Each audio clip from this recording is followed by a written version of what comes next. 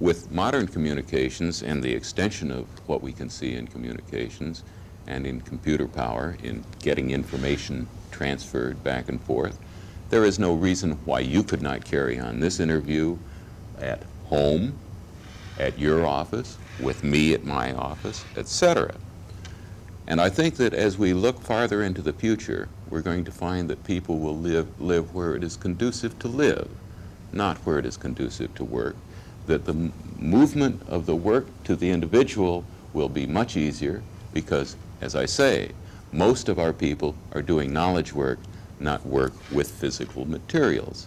So at least that half of the population, today's population, could work wherever they pleased without any limitation that they have to go into a particular point to do their work, as long as the communications and the information is available to them wherever they happen to be.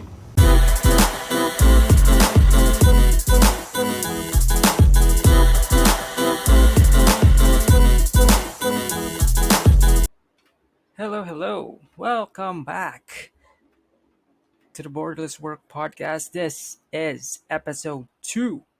For those of you watching in YouTube, yes, I'm wearing sunglasses because I work at night shift. And, one of my qualms for delaying recordings, like, I need to look good and before I record anything. But you know what? Screw it. I just wear some sunglasses, the cool shades, and just press the damn record button. So here we are. And in this episode of the Borderless Work podcast, we will be discussing the somewhat confusing future of remote work, aka borderless work, aka connected work. I found out another terminology that's referred to remote is connected work, because so long as you're connected, you can work anywhere, anytime, so long as you have your laptop and internet. So there's that. Um, Before we proceed, I'm planning to look up some of the clips to show both sides. The for and against. They're still against, which surprised me, and not really against, but more of a compromise, right? Um, as we ease restrictions all over the world, some companies, some businesses, multinationals, the big companies, usually they are calling for RTO, which is RTO, return to office. Some have, stick to their policy that full blown RTO, full blown return to office, back to how things were 2 to 3 years ago ish. And some are doing some compromise because, a lot of companies who tried this in the beginning, like I think towards the end of last year or at the beginning of this year, that they announced this, and then some of the people, some of my friends in corporate, they were like, if you proceed with the full blown thing, because we're used to, humans are stubborn with change, and unless there's absolutely no choice, and absolutely if one's survival is at stake, it will resist change.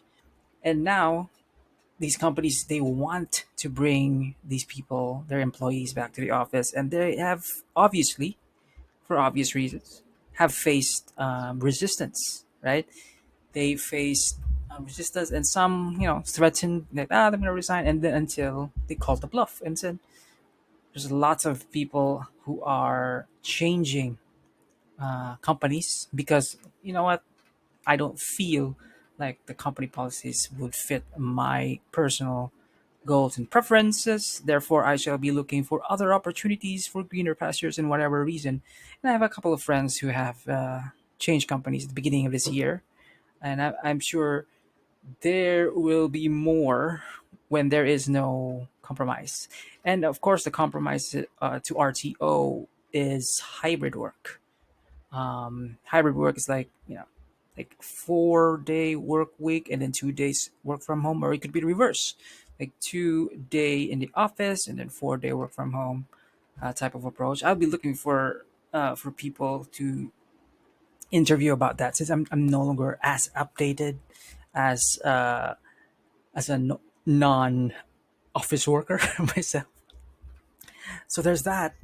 And yes, uh, people are a bit stubborn unless, you know, their life is threatened, just like the health crisis that we experienced about 2 to 3 years ago.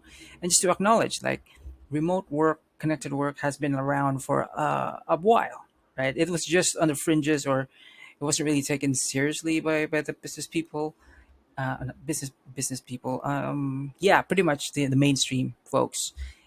And everything changed when the pandemic happened.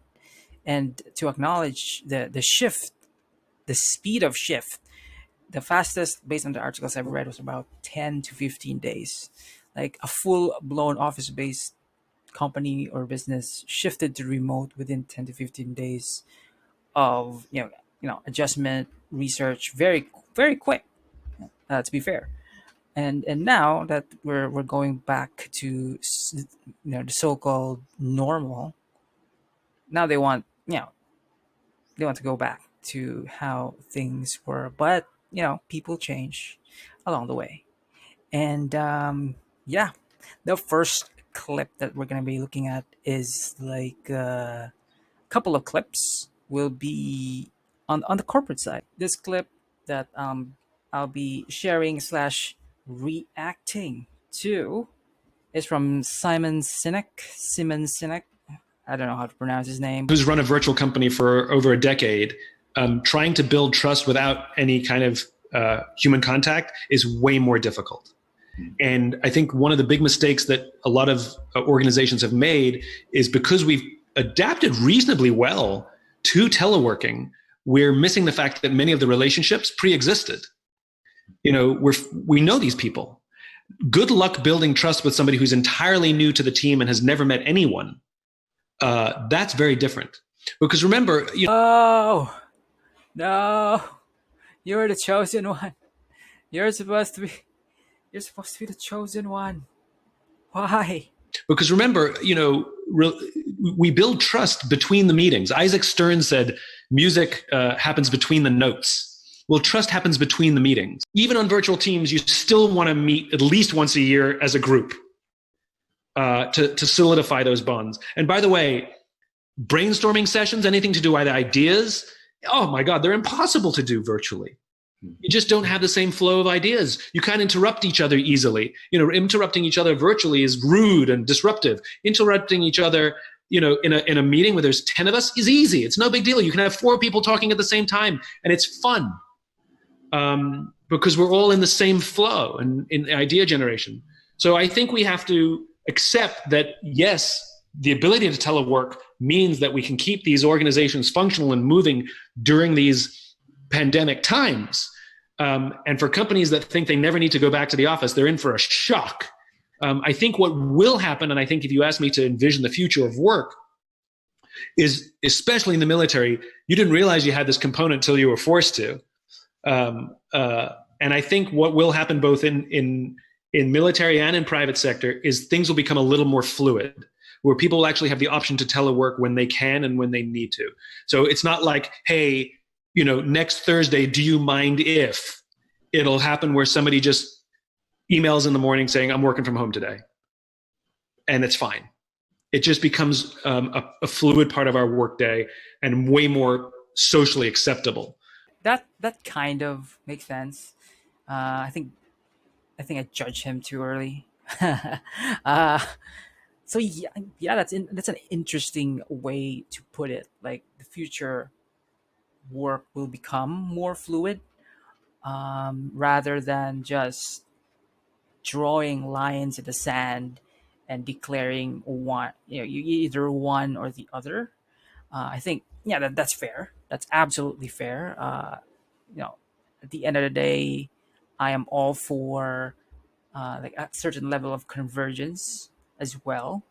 But for those people who have goals to become digital nomads, uh, yeah, I mean, I've had some friends who have at some point like visited the office just for the heck of it, not really for work. They're just there to meet people, shake their hands face to face, interact with them face to face, and then go home and said, "I've had enough of human interaction. I've spent 1 year's worth of energy socializing, and I'm done. I'm going back to remote, to connected, to borderless work, and I'm fine with that. Especially for for introverts, I would say. For extroverts, perhaps they need that because they're the types that gain more energy for every social interaction that they have. So yeah, yeah, the future is fluid. That's an interesting learning from it. Now, this clip is from Jamie Dimon, CEO of JP Morgan Chase, and these are his thoughts about remote work. Mind you, that this one's a bit dated, about last year ish. Yeah, let's see what he has to say. Hospitals, retail, pharmacies, banks, groceries. It's 40 million who don't go to work. And yeah, kind of they like it at home and stuff like that. It doesn't work really well. So my view is there will be more hybrid work. So accelerated that. Remember, a lot of reporters can work at home when they're writing something. Then you go to the newsroom to get ideas and share stuff. Same for our bankers and private bankers and investment bankers, and same for our salespeople. So they're on the road some of the time. There'll just be more of it. You can do more work from your vacation home. You can do more work from. That's fine. It's just not going to change everything so dramatically. It accelerated a trend, but it does not work for younger people. It doesn't work for those who want to hustle. It doesn't work in terms of spontaneous idea generation. So how does it work for your culture in terms of it doesn't work for culture. He's a banker. He runs a traditional universal bank.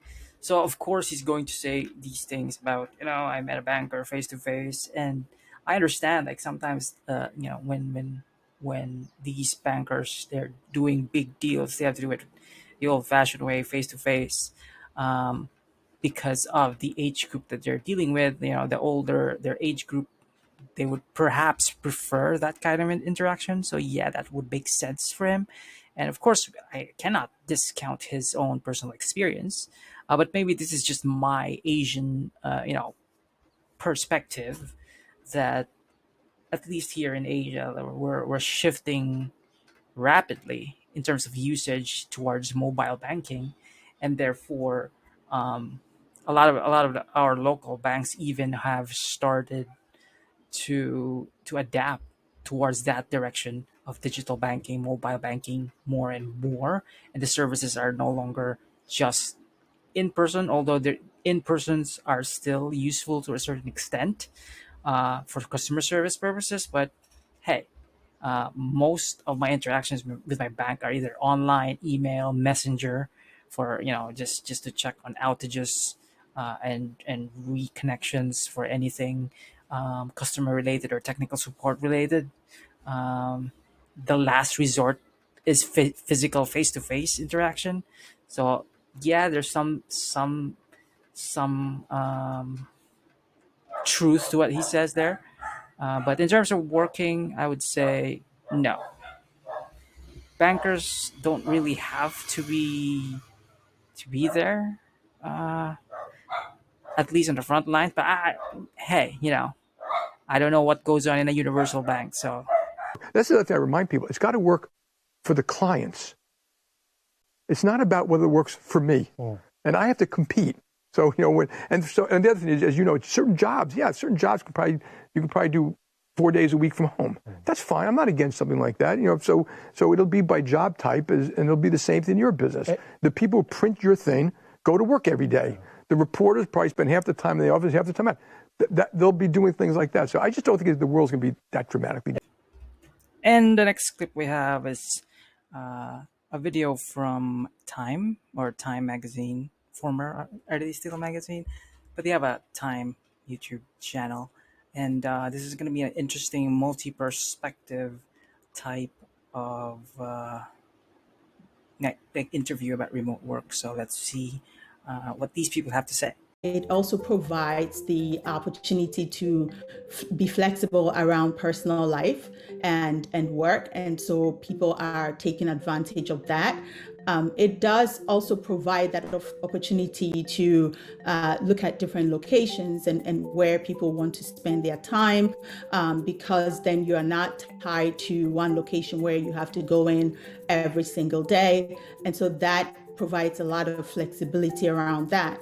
Now, the challenges, as you can imagine, is around, before the pandemic, we had the opportunity to see our colleagues and interact in person. And even as we have gotten used to virtual work, there is still the need to connect with people. And so sometimes people would want to connect and in person. And so that poses a challenge. Obviously, as you know, technology, in as much as it's enabled us to do what we have to do, sometimes there could be some technology glitches, as you can imagine. One of the downsides is that actually we've found that, in data from a variety of sources, that people are commuting less because of remote work, but it's not as though they are taking that commute time for their own personal time. It looks like they're actually using that time to work. So there actually has been some slight increase in work time. Another, potential pullback or sort of drawback of remote work is that it might be hard for employees who are at the beginning of their careers to really make inroads, whether it's learning directly from more tenured employees.